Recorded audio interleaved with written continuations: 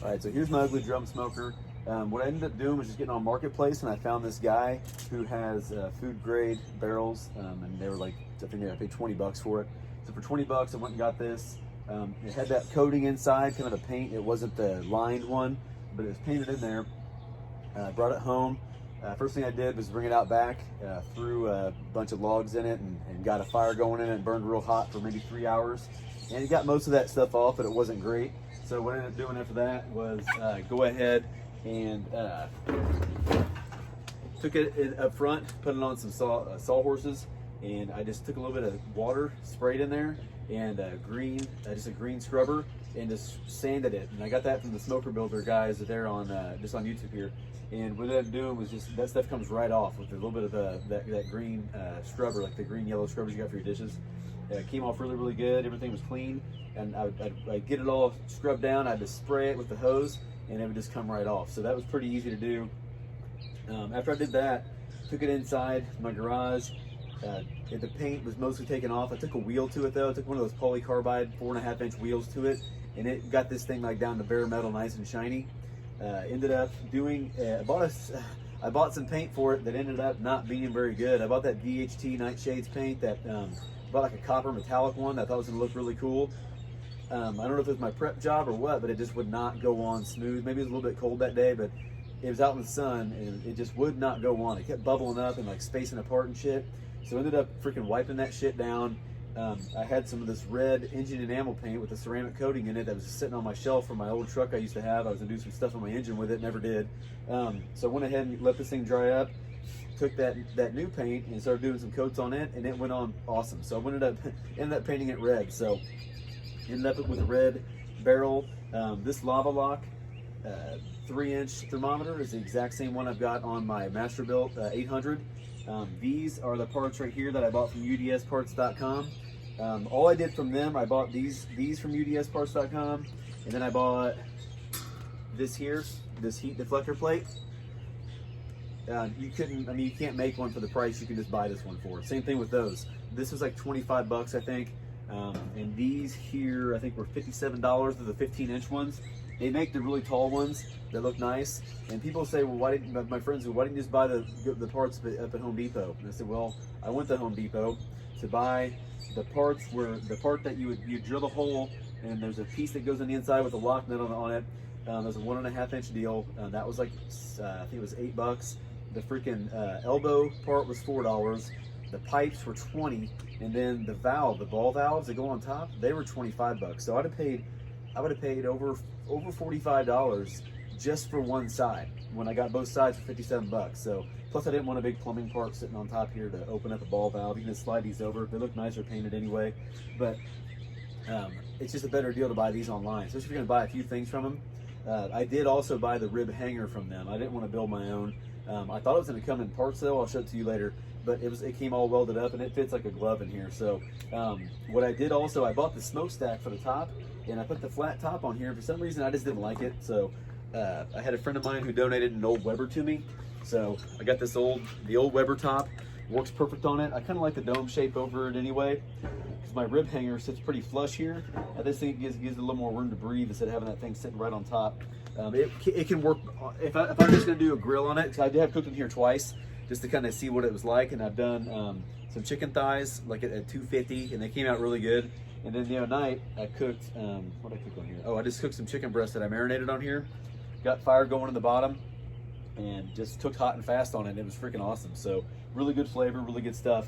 I'll show you my charcoal basket that I built. This one I just built out of spare parts though. You can buy decent ones on the website for like 50 bucks. They go all the way from 50 bucks up to 100 bucks. And I wanted to keep this as cheap as possible, but make it look somewhat aesthetically pleasing when people come back and look at it. So I got another buddy who wants me to build him one, maybe two, just because maybe they don't have time to do it. So it's not the hardest thing in the world to do. But anyway, I'll show you this inside part here and kind of show you how it goes together. I think this is the best angle I can get for you. So here's the charcoal basket I built. Whoop. There we go.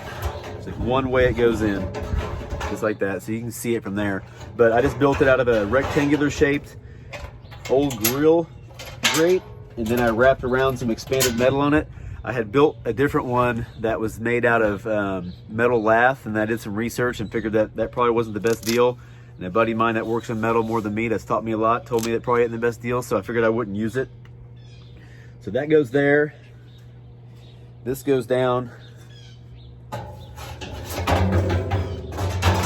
Whoops. This goes down here. That gives you equal heat distribution coming up out of the bottom. I plan on rotating my ribs anyway as they go. And then this can go right here, or the rib rack has bars that come up and over, and they go like that crisscross. You can hang 12 racks of ribs in here. So plan is to not use this today and actually use that rib rack.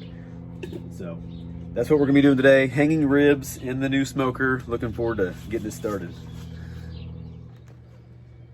Super bright out here. So what I'm gonna do now, I'm gonna go ahead and get this fire started. So I went ahead, I'll show you before I put everything in, but I put some charcoal in my basket that's not lit yet, and I took about a half a chimenea of charcoal and I'm gonna put it on there. I'm also gonna stack in some wood that I end up chunking up. Got some cherry chunks from all my big logs and pecans. So I'm probably gonna put 4 chunks about that size in there, and then I'll dump that lit charcoal on top. Yesterday I tried just putting unlit charcoal in and lit the fire that way, and 1, it took a long time, and 2, it was kind of a pain in the ass. So starting it with a little bit of lit charcoal, I think is gonna be a lot better today. So I'm gonna go ahead and get these wood chunks in here, dump that charcoal in, and we'll get this thing started. All right, so there's my charcoal basket I built. Better view of it. Here's not a whole lot, just about a half a chimenea's worth is gonna be good. I'll kind of move that around in the center, get this thing going. I'm gonna try to do this with one hand without moving around too much. So fire's lit. Here's my deflector plate. As you can see, it goes right in there. What I'm gonna do now is just get the rib rack set.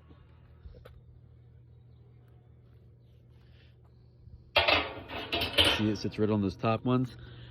And I'm gonna let this fire go. And as this thing gets up to temperature and gets all the wood kind of burning good, once I get this fire going, what I'm gonna do is just about every 20-30 minutes come out here and turn those just like that. That way I don't have any hot spots. That deflector plate obviously will help a ton with the hot spots, but I just wanna make sure everything's cooking really, really even.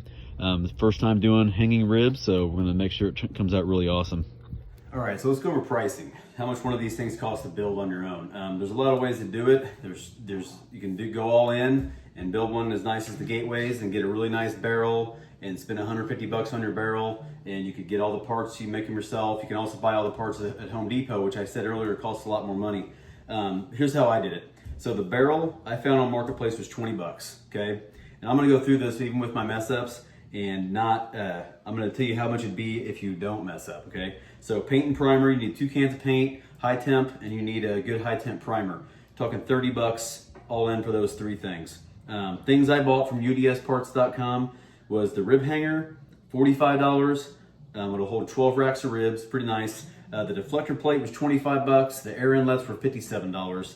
And shipping on all that was 18 bucks. So all those parts right there that I actually used, that's all in for $195. That's not too bad, considering the shipping stuff came in like 3 days. Showed up quick, super simple to put on yourself, saves you all the time of actually making it yourself, which is the fun part, but also you save a lot of money just buying the parts anyway. So that's what I was in for, $195. I resourced parts from an old Weber kettle and used those for my grill grate and my lid. You do get a lid with the ones I bought here in Kansas City with the barrel I bought, but you don't have to use that one if you don't want to. I might use it on my next one. I have a little thing for it, little outlet, air outlet. So if you were to buy your own grill grate, it'd be 35 bucks up at Lowe's. If you're gonna buy the small grill grate, it'd be 17 bucks at Lowe's or Home Depot. And then if you had to buy your own Weber kettle top, it'd be $90.